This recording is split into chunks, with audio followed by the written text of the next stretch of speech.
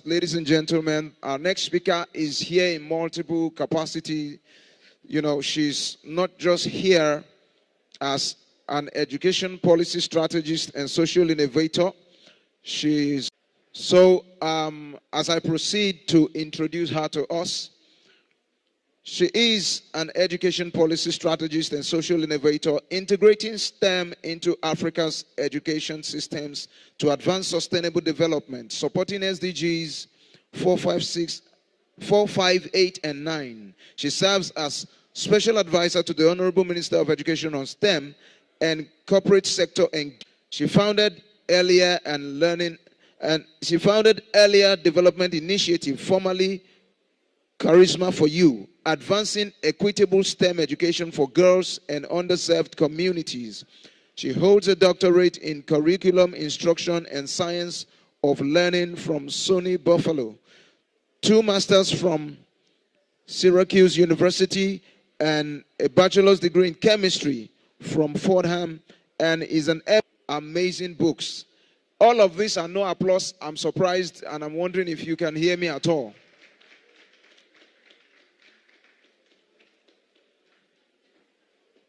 She has written 12 books on STEM education and received the Ambassador of STEM Award, Africa, Award for Excellence, and LAI Research Excellence Award. She continues shaping equitable, innovative education policy across Nigeria and Africa with measurable impact on human capital development. Distinguished guests, ladies and gentlemen, we have in our midst, and with all sense of privilege and honor, I'd like us to welcome Dr. Adetola Salau, Dublin as a speaker and a representative of the Honourable Minister for Education. Please, a round of applause. Make it big one more time. Thank you for your patience, ma'am.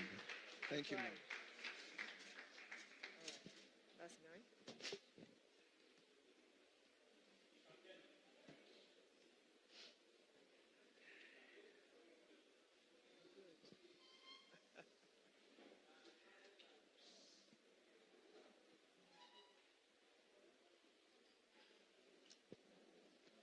Good afternoon, everyone.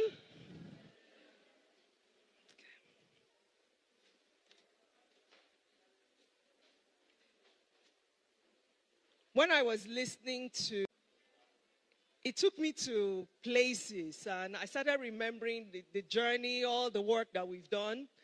And I also remembered how I met Auntie, the founder and former CEO of SKLD, and I said, my God, what change? I engineer change. I don't wait for it. In one of the schools that I worked with, when I used to consult with schools, going around, also doing advocacy work, I've gone around Nigeria. I've gone to Kano State, going to be. So one of the schools where I worked with, we had an engineering, I like to call them challenge. I don't like calling them problem. And there was this young student, young boy. Overseas, we call it summer vacation. We gave them a challenge where they were to build a bridge using everyday materials, things that you see around the house. I started arguing about the designs. And for the first time, what they call trouble turned into leadership. He started telling them, let's do this, let's do this, let's do like this. And they started listening to him. They are improvised teachers, their heads too. Because from that moment, he became the one that teachers started calling when they needed to set up equipment, when they needed to explain concepts to their peers. I watched him shift from being a quote-unquote problem student to being a problem solver. It confirmed what I'd always believed as an saying, Dr. Salau, Madam, it is easy for you to say that, but where is the money? There is no money. So today, I am here to talk about the money. That's my job. Why is this important? I mean, money is the cocoa, like we like to say. Nigeria's federal allocation for 2026 is roughly 6.1% of the national budget. It is still below the 15 to 20% benchmark that UNESCO and the World Bank have long called for. Yet, I like to try to see the glass half full, okay? I'm one of those people. The 2025 allocation of 3.52 trillion was the largest that we've ever had in this nation's history. Let me repeat that again, because we like to focus a lot about the negative. I also want us to hear positives too. In 2025, 3.52 trillion naira was set aside. It actually should have come first, because I'm from the ministry. You all want to hear what I have to say. Like, guys, tell us, what do you have for us? What are your plans? I can hear you, yes. The funding gap is real. It's very real. Nobody's denying that. Look at what I said. We are 6.1%. UNESCO, the World Bank are asking us to have 15 to 20%. So there's a huge gap. Even in nations where they are really close to that percentage, they're still having issues. There is a lot that we're actually doing at the ministry. Sorry. As we like to say in Nigeria, I have to sell markets. There is a lot we're actually doing in the ministry that a lot of people don't know about. And you're going to be hearing more about those kind of programs that we're doing. So when you're asking, where is that money, that 3.52 trillion naira going to? A lot of it are those programs. One of the programs, again, I'm deviating. I'm still going to come back to my message. One of the programs that we're doing, I don't know how many of us are aware about a TVET program that we're doing, where we're equipping our young people. Please go online and research and Google. I want you to go back online to go look for them. They're all under what we call the NESS agenda. I'm going to spell that out because I'm a teacher. We have to also make sure that everything is detailed. NESS is NESRI. That is the National Education Sector Renewal Initiative, which was launched under Minister Dr. Tunji Alausa. And one of the pillars, the 6 pillars, is actually STEM. I'm not sure if we're aware of how much work TED Fund is doing under that agenda. We're building 6 zonal multi-purpose laboratories. One of them, Kano, is already being built right now. And one of the biggest things that I want to mention, and I'm hoping that we'll all learn from, is somebody mentioned Alaji over here, Dangote. I'm not sure how many of us know that he has pledged, committed.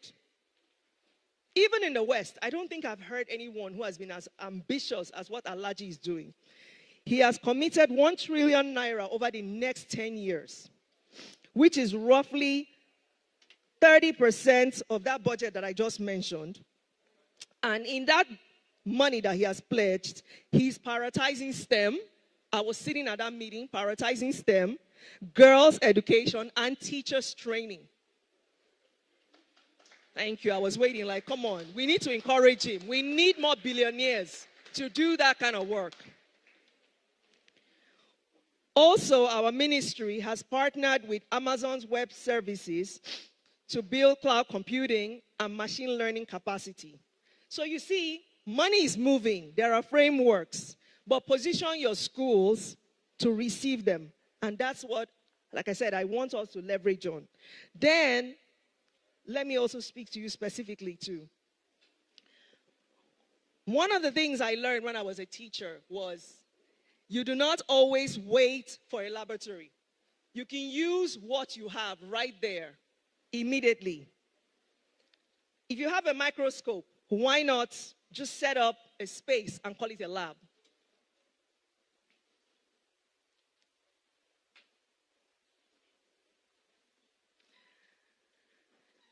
Nigerian innovators and STEM hubs are already using and building low-cost, locally fabricated science kits from recycled materials. And then when we come into connectivity, utilizing open-sourced, low-bandwidth digital learning tools can also help us. Another thing that I also have to mention is power. Power, as we all know, is very important.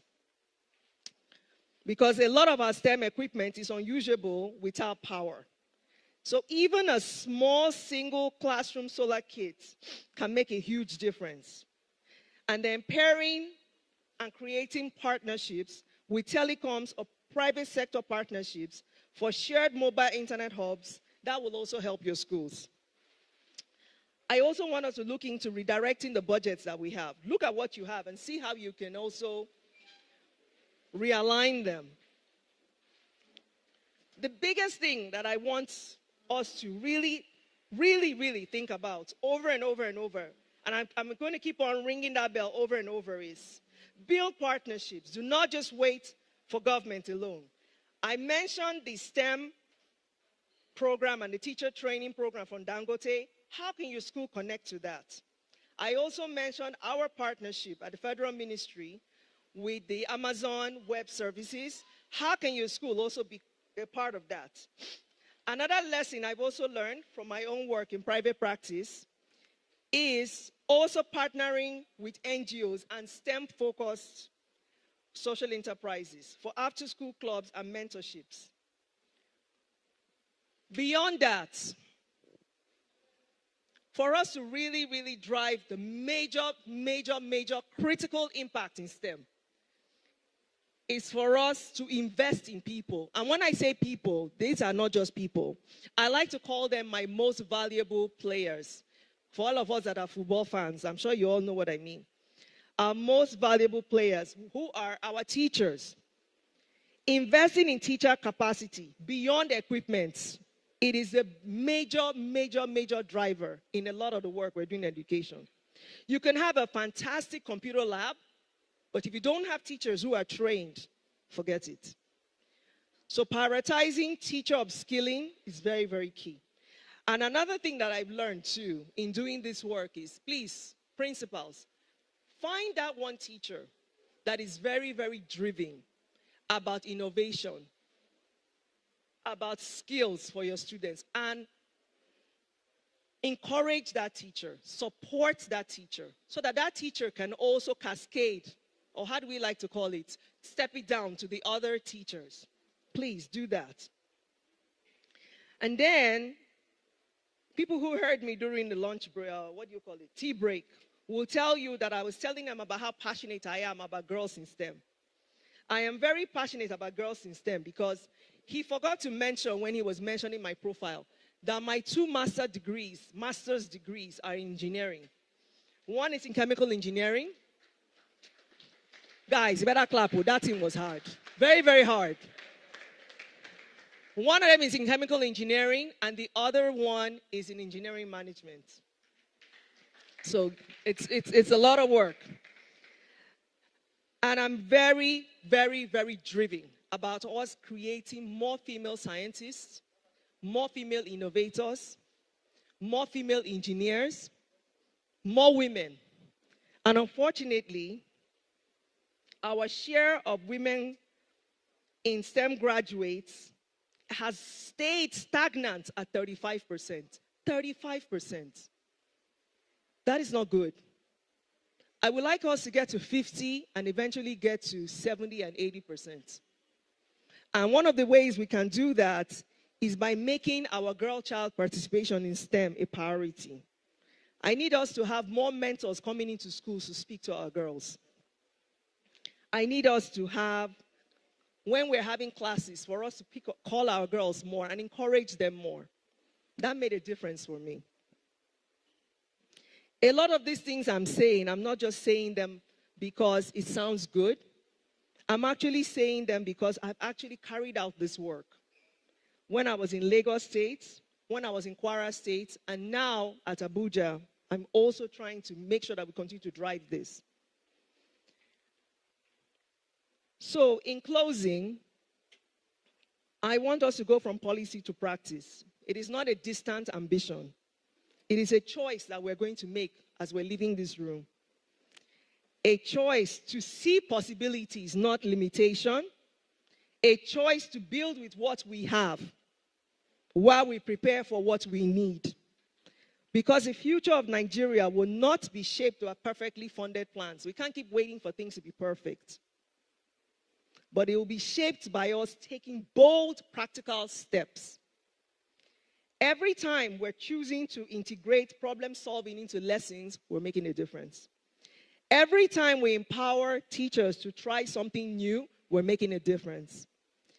Every time we choose to direct, even if it's a small part of our budget, to innovation, we're making a difference. I want us to remember that we're not just running schools, we're actually building futures. Thank you.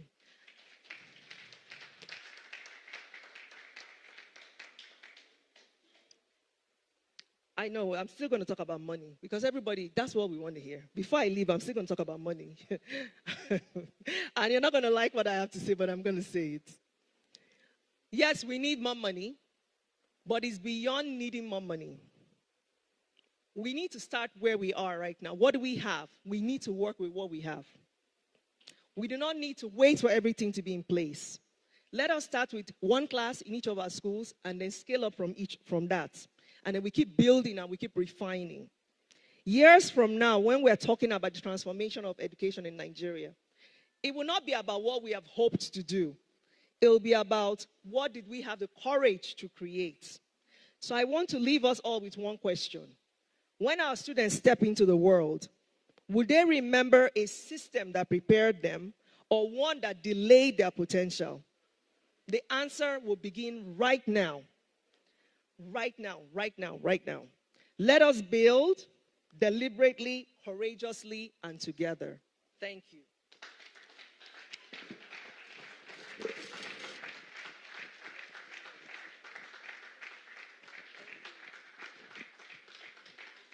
I think for an icon, a beacon of hope, an inspiration to every girl child, I think this applause seems a little... At least women in the room, can you support women this time?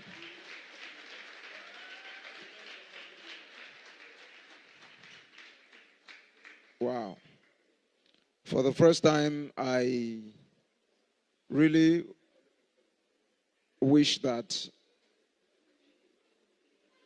I'm a woman. But for the first time, I wish that... But I'm the father of girls, so I'm happy, and now I know that the future is not just bright but beautiful for the girl child. Once again, a round of applause for the wonderful session we had with our speaker. Thank you so much.